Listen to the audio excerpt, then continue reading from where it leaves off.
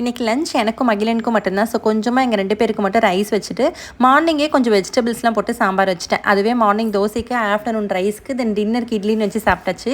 சின்ன வயசுலலாம் பருப்பு சாம்பார்னாலே எங்கள் வீட்டில் எல்லோரும் தெரிச்சு விடுவோம். எங்கள் அம்மா வீக்லி ஒன்ஸ் ஆர் ட்வைஸாக சாம்பார்லாம் வைப்பாங்க.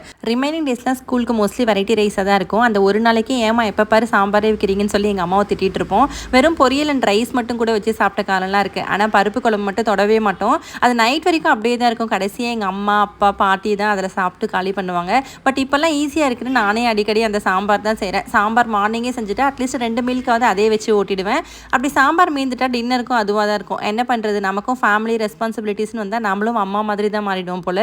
நம்ம செய்கிற டிஷ் நமக்கும் ஈஸியாகவும் இருக்கணும், வீட்டில் இருக்கவங்க சாப்பிட்ற மாதிரியும் இருக்கணும்னு சொல்லி யோசிச்சு டெய்லி சமைக்க வேண்டியதாக இருக்குது. நீங்கள்லாம் சின்ன வயசில் பருப்பு குழம்பு சாப்பிட்டுப்பீங்களா, இல்லை என்ன மாதிரி தான் நீங்களும் கமெண்ட்டில் சொல்லுங்கள். என்னோட சேனலை நீங்கள் ஃபர்ஸ்ட் டைம் பார்க்குறீங்கன்னா மறக்காமல் சப்ஸ்கிரைப் பண்ணிக்கோங்க. இந்த வீடியோ பிடிச்சிருந்தா ஒரு லைக்கும் போட்டுருங்க. பாய்.